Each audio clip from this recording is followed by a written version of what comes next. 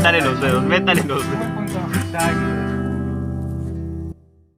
Buenas señoras y señores, bienvenidos a este quinto episodio de la Carreta de la Ciencia y hoy tenemos a un invitado muy especial. Nosotros estamos haciendo un proyecto como una especie de simulación de cómo sería la terraformación y tenemos hoy al duro del asunto, tenemos a don Jesús. Entonces Jesús, pues introdúcete con nuestro público, háblanos un poco de tu trayectoria y seguiremos con la charla. Buenos días en Colombia, buenas tardes desde España. Yo soy Jesús Martínez Frías, soy investigador del CSIC. El CSIC es el Consejo Superior de Investigaciones Científicas. Trabajo en el Instituto de Geociencias, que es un instituto mixto del CSIC y la Universidad Complutense de Madrid. Y también soy el presidente de la Red Española de Planetología y Astrobiología y un buen colaborador y amigo de vuestro coordinador y supervisor para estas actividades, ¿no? Con las que llevamos ya pues colaborando en distintos años, ¿no?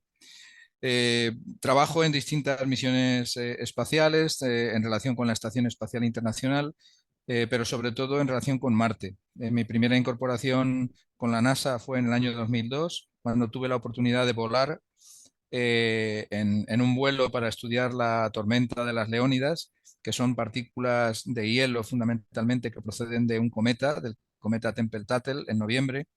Y fuimos 40 científicos seleccionados de todo el mundo en dos aviones, un avión de la Fuerza Aérea de Estados Unidos y de la NASA, para estudiar distintas características de esta lluvia de meteoroides cometarios. Nosotros llevábamos un experimento que trabajaba intentando detectar los compuestos de carbono que pudieran venir atrapados en el hielo del cometa. Esta fue mi primera incursión hace ya 21 años en actividades relacionadas con la NASA, aunque tuve una actividad previa un año anterior como supervisor de estudiantes también españoles en un concurso que se llamaba Estudiantes Astronautas, ¿no?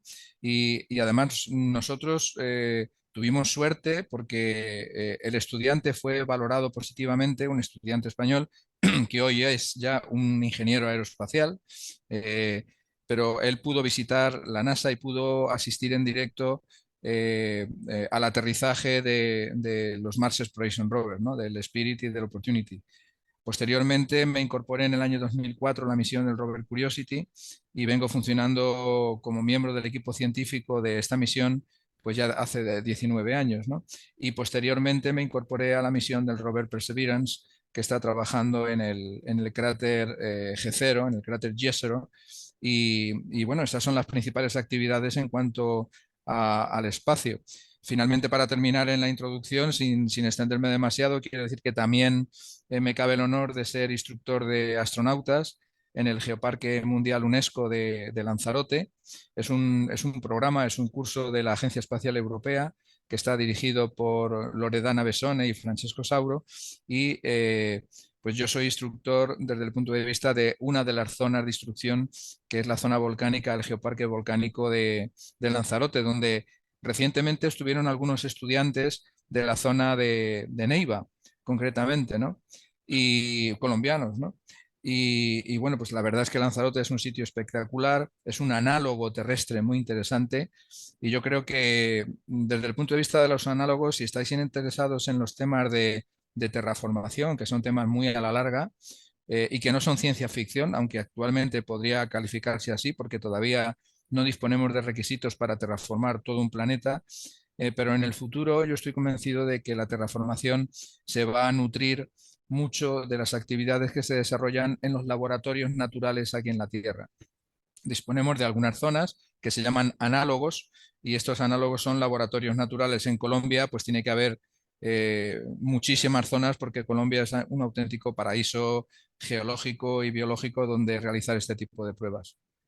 Sí, es cierto, la verdad, pues Colombia tiene unos pues, terrenos ricos en todos los ámbitos y pues sería bacano ver cómo se desarrollan esas simulaciones de terraformación aquí, o sea, análogas, como lo decía usted. Y dentro de su trayectoria, que por cierto es muy extensa, que, Yo ayer me puse a sí, leer ese muy, documento, el primero, muy cool, muy bacano, larguísimo. pues nos gustaría que usted nos hablara como en este sistema solar, ¿en cuál planeta sería más probable que haya vida? o bueno, que nos hablara de ello. Bueno, este es un tema, como comprenderéis, muy amplio. Yo no sé en qué curso estáis vosotros actualmente estudiando. Vendría a ser el último curso como de la ESO. O sea, ya estaríamos para entrar a la vida universitaria. Bueno, para saber en qué términos hablar. Bueno, Sí, en el sistema solar, bueno, como sabéis, el cosmos es inmenso, ¿no?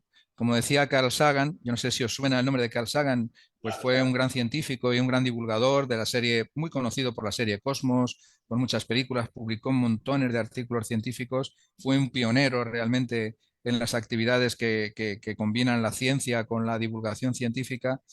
Pues el cosmos es inmenso. Hay millones y millones y millones de galaxias. Cada galaxia tiene millones y millones de estrellas y dentro de las galaxias pues hay trillones o cuatrillones de planetas, ¿no?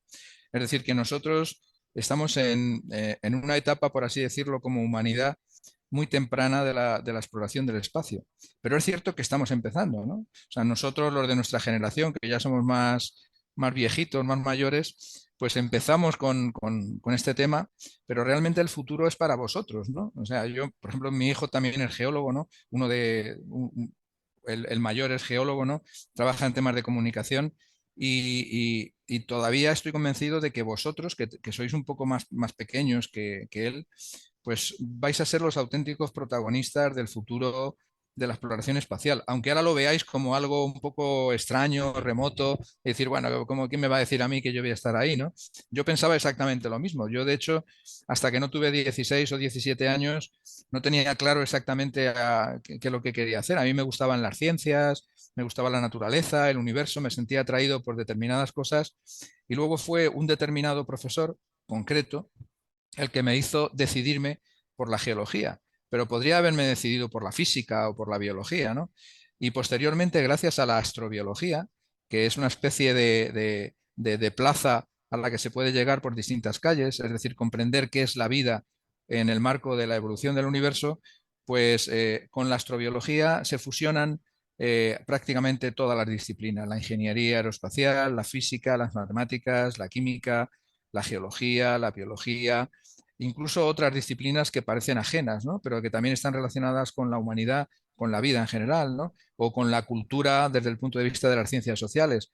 La medicina espacial, el derecho espacial, la agricultura espacial, la arquitectura espacial.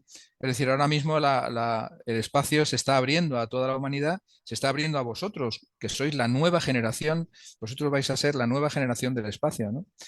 Nosotros todavía no hemos conseguido llegar a otro planeta y estoy convencido de que vosotros sí lo conseguiréis. Solamente hemos podido llegar a la Luna y a Marte hemos podido llegar pues con un montón de sondas robóticas, con rovers, con landers, con orbitadores. Hemos enviado sondas a Plutón y el Voyager está más allá de los confines del sistema solar. Hemos enviado sondas a los asteroides, a los cometas, a las lunas heladas de los planetas gigantes, pero todavía no hemos sido capaces de ser una generación interplanetaria. Todavía no hemos dado ese salto en el que la humanidad pueda decir, bueno, hemos estado en otro planeta, ¿no? Queda poco. Realmente yo estoy convencido de que para el año 2035, 2040, pues lo vamos a conseguir, ¿no?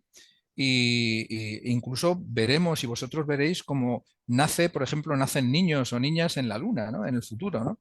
Y esto es un cambio total de perspectiva, ¿no? El que exista vida, como decíais al principio, dentro de nuestro sistema solar, sería fantástico que en nuestro sistema solar, que es algo muy pequeñito, dentro del enorme cosmos en el que estamos, pues sería sorprendente, diría yo, que dentro de nuestro sistema solar hubiera dos planetas, o un planeta y la Luna, donde la vida hubiera emergido y hubiera evolucionado. Ya sería extraño, ¿no? Porque la vida es algo que requiere unas condiciones particulares, ¿no?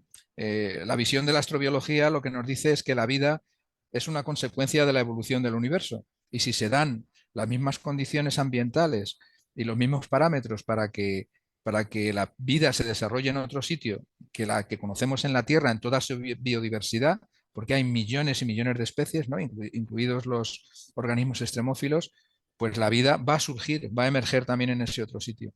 Hasta el momento no tenemos ningún otro ejemplo de vida que no sea la vida terrestre, pero estamos buscando vida en objetos que tienen energía sobre todo, ¿no? La Tierra es un planeta vivo desde el punto de vista geológico. Es un planeta que tiene volcanes, que tiene ríos, lagos, mares, océanos, agua líquida, donde hay una geodinámica y tiene tectónica de placas. Y esto es muy importante porque si queremos buscar vida en otro sitio, tenemos que buscar vida en un sitio que esté vivo geológicamente o que esté activo geológicamente. Un objeto muerto como la Luna va a ser muy difícil que tenga vida, salvo la que llevemos allí y la contaminemos, por ejemplo, nosotros, ¿no? Pero en un objeto que está vivo, que tiene energía, pues se están continuamente creando, modificando, destruyendo y generando nuevos ambientes donde la vida podría emerger y evolucionar. Es por eso por lo que en los planetas extrasolares, que ya se han descubierto más de 5.000 planetas extrasolares en apenas unos pocos años, ¿no? Desde que se descubrió el primero, pues se están buscando sobre todo en relación con la vida aquellos planetas que tengan signos de actividad geológica. Y esa es la relación que une la geología, la física, la química y la vida, ¿no? Esa energía que tienen que tener los cuerpos planetarios. Ojalá seamos capaces de encontrar indicios de vida en Marte, por ejemplo. Marte es muy interesante porque es un planeta que está en lo que se denomina los límites de habitabilidad de nuestro sistema solar. Es decir, yendo mucho más lejos de Marte ya haría muchísimo frío y las reacciones son prácticamente muy difíciles, son imposibles, ¿no? Pero muy difíciles. O si nos acercamos hacia el Sol, pues hace mucho calor, ¿no? La Tierra y Marte, la Tierra se encuentra en el sitio idóneo, por eso estamos aquí todos para el desarrollo de la vida, pero Marte se encuentra en lo que es el límite de habitabilidad. Entonces, Marte en el pasado sí tuvo unas condiciones geológicas y ambientales con agua líquida, con volcanes activos, con sistemas hidrotermales de aguas calientes que están removilizando los materiales, creando distintos nichos donde la vida puede emerger, con ríos, con lagos, con mares e incluso con un gigantesco océano que se supone que existió en el hemisferio norte. Y por eso, pues, Marte es un objeto muy interesante para la búsqueda de vida, sobre todo de huellas de vida pasada.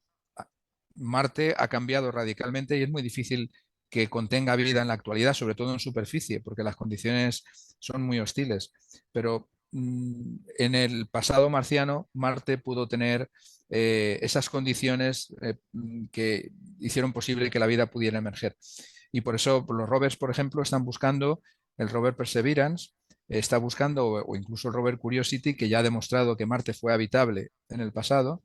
El rover Perseverance lo que estamos buscando son esas huellas de vida, si realmente hubo bacterias, hubo microorganismos que dejaron huellas impresas en las rocas y en los minerales que nosotros podemos detectar. Claro. Jesús, en un pequeño inciso, usted ahorita nos estaba hablando sobre que usted también entrenaba a jóvenes en la parte de ser astronautas y todo eso. Entonces, que si nos podía desarrollar un poquito más ese ámbito, porque nosotros también estamos muy interesados. Yo conozco bastante gente que desde pequeño quiere ser astronauta, entonces si nos puede desarrollar más cómo es esa experiencia. Sí, también para los espectadores tuvimos un episodio algo chévere de grabar con una astronauta análoga colombiana, con Giovanna Ramírez. Y pues ahí está para que lo vean. Y acá tenemos más complemento de los astronautas análogos. Bueno, pues, ¿qué os puedo decir? Ahora mismo los astronautas tienen una formación que es muy diversa. Hay astronautas que son médicos, que son ingenieros, que son expertos en materiales, bueno, pues tienen una actividad muy diferente uno de otro, ¿no? Y yo creo que en el futuro esto va a ser todavía mucho más diverso.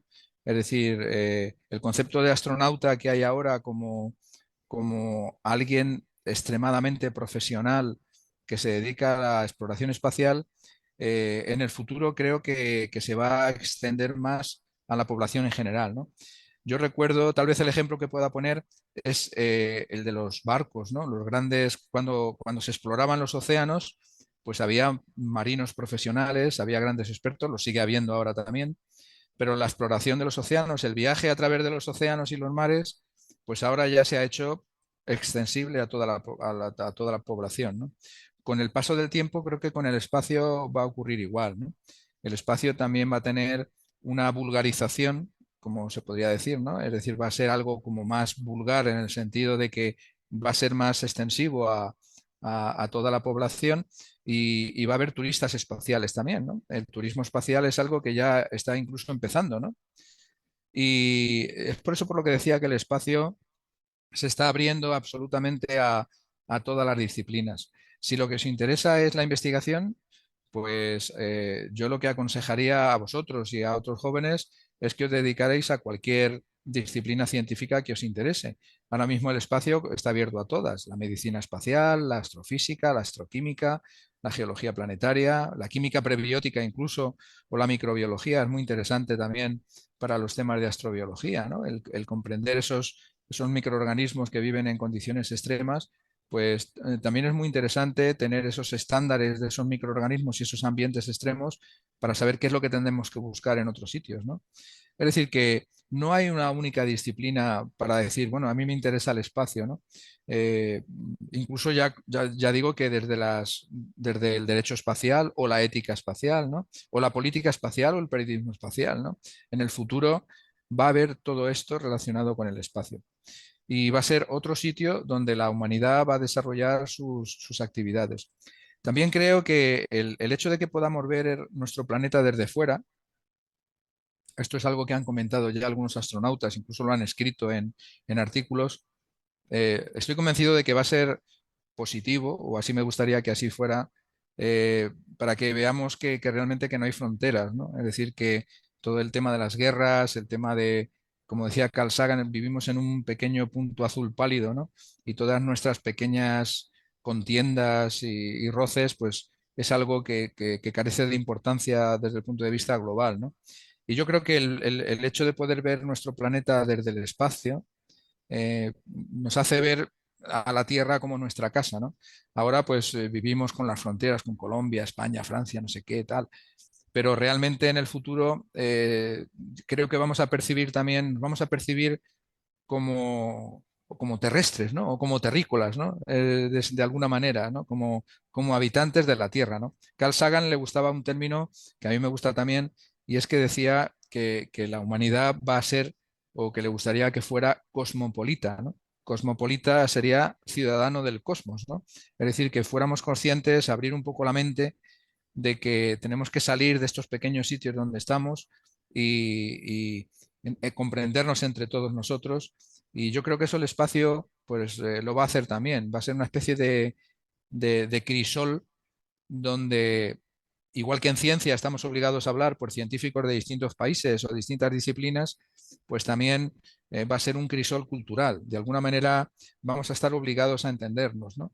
Y Marte es un ejemplo de ello, ¿no? Ahora mismo en Marte pues han llegado hace un par de años a Marte misiones de países tan extraños y tan diferentes como China, con la misión Tianwen-1, o la misión Hope de Emiratos Árabes, o la misión Mars 2020 del rover Perseverance, ¿no?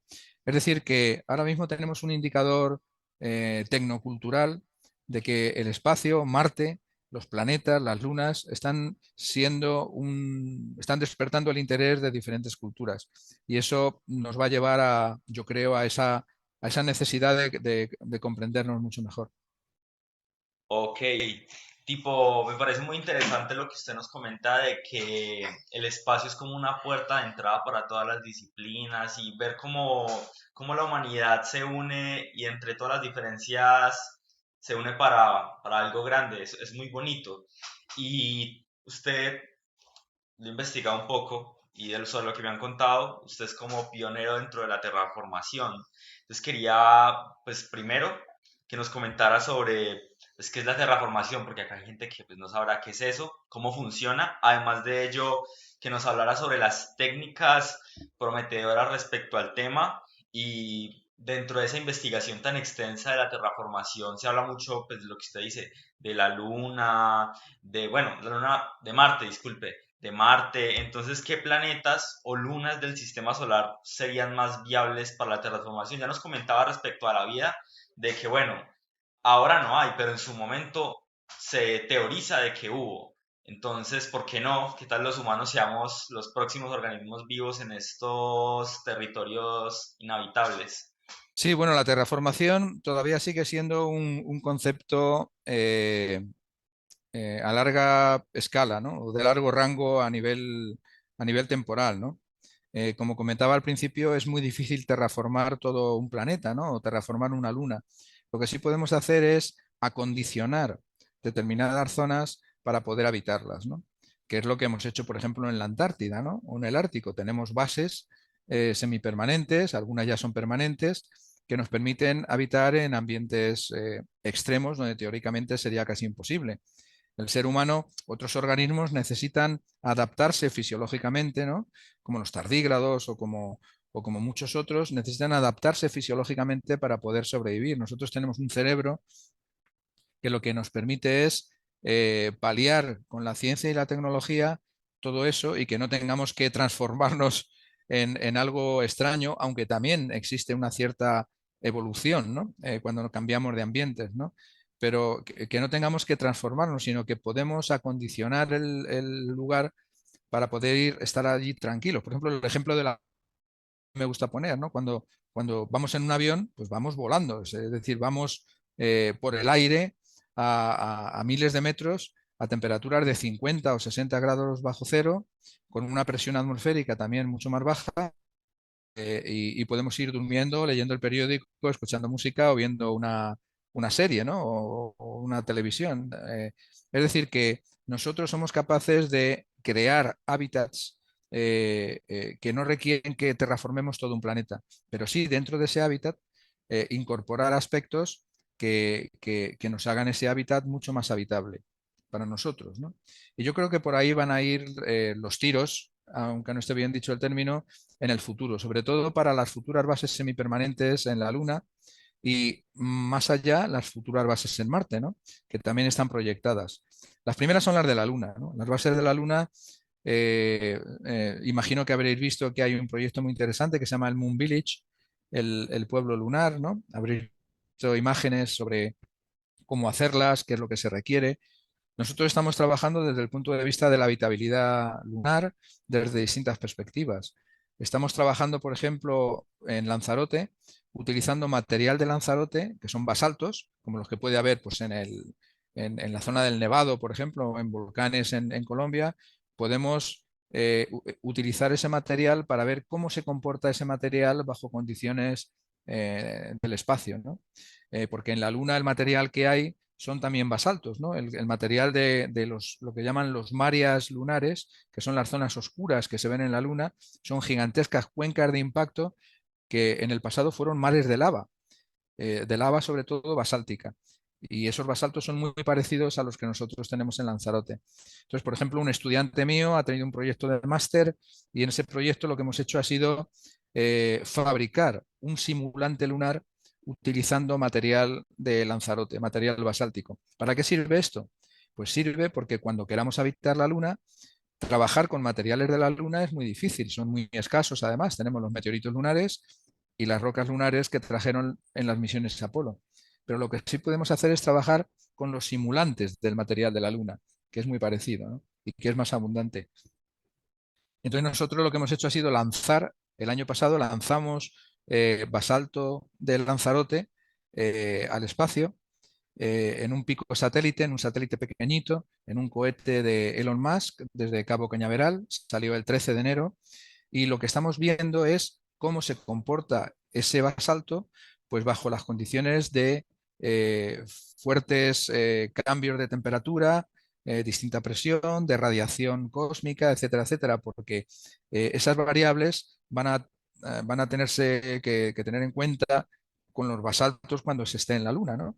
Y con los ingenieros que estamos colaborando con ellos, de caminos o de canales y puertos, pues se van a construir carreteras, pistas de despegue y aterrizaje, caminos, escudos antirradiación. Entonces es muy importante saber para esa habitabilidad futura del ser humano cuáles son los recursos que podemos utilizar que tenemos en la Luna. Y las rocas y los minerales son recursos que tenemos allí, ¿no?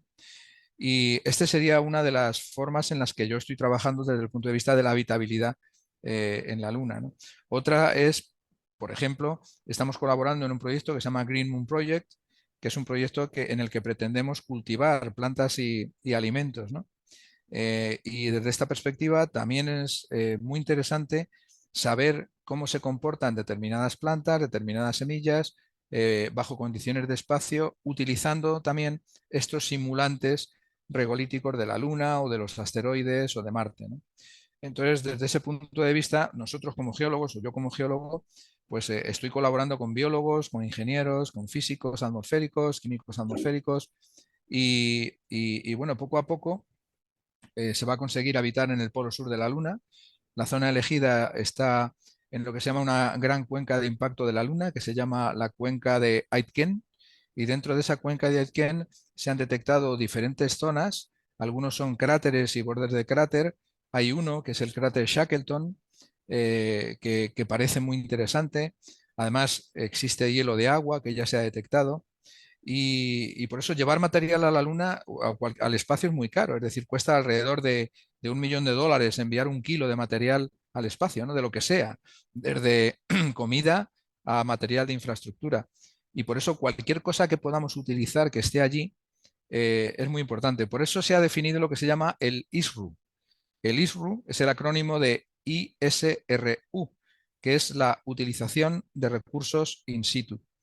Y este ISRU nos va a permitir que los astronautas o que la humanidad cuando se traslade al espacio pues pueda utilizar in situ los recursos que hay allí, porque llevarlos desde la Tierra es extremadamente caro. La Luna está muy cerca, está a solo 3 días de viaje, pero llevar cualquier cosa a Marte es complicadísimo. Ahora mismo Marte se encuentra a unos 6 meses de viaje, de ida, y otros 6 meses para volver, ¿no?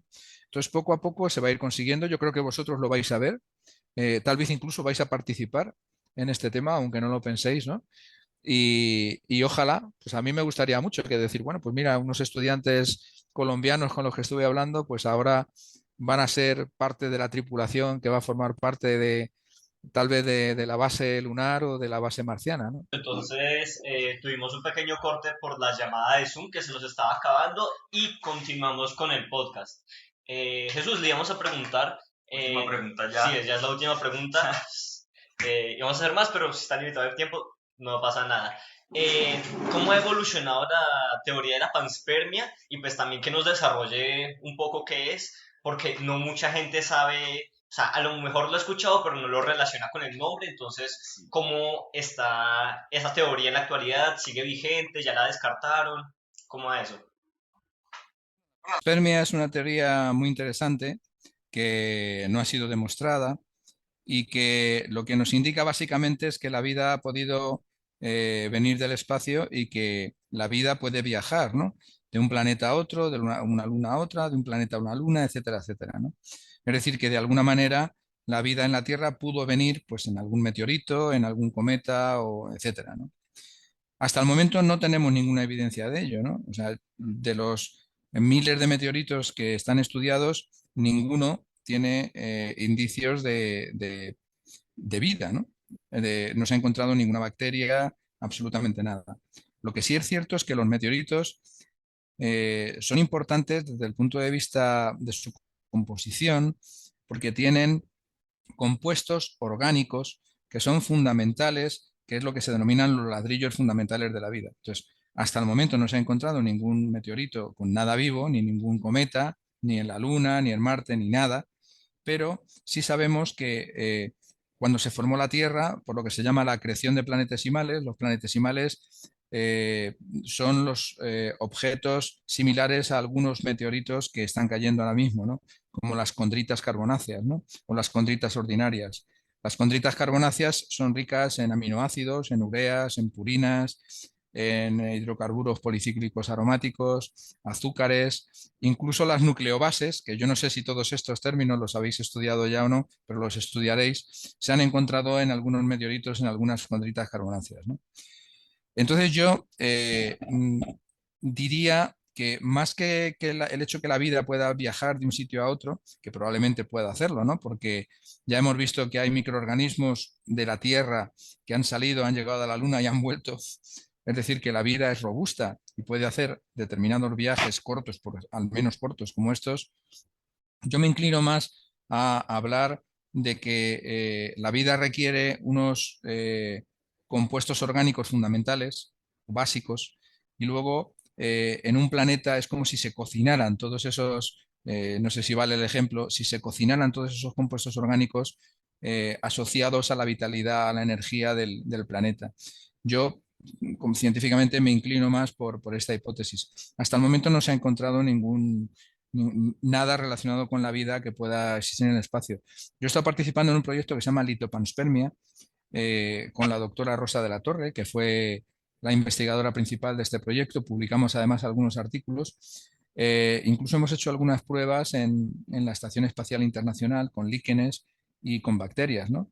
De hecho, enviamos material de la Tierra al espacio y líquenes y luego se recogieron para ver si habían sobrevivido al paso de la atmósfera, etcétera, etcétera, ¿no? Y se siguen haciendo experimentos en este sentido.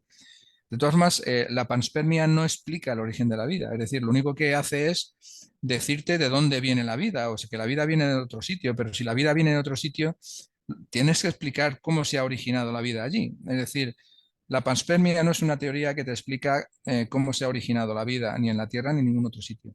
Puede explicar cómo se transporta o que se puede movilizar y transportar de un sitio a otro, pero no es una teoría general o genérica que sirva para explicar el origen de la vida. Y hasta el momento no tenemos evidencia de ello. Yo creo que la vamos a tener, ¿no? Por ejemplo, hemos publicado algunos líquenes de Lanzarote pueden sobrevivir bajo condiciones marcianas. Eso lo hacemos con las cámaras de simulación. Introducimos en las cámaras de simulación, jugando con las variables como en Marte, introducimos esos líquenes terrestres y curiosamente pues hay algunas especies que son capaces de sobrevivir bajo altas dosis de radiación, etcétera, etcétera, ¿no?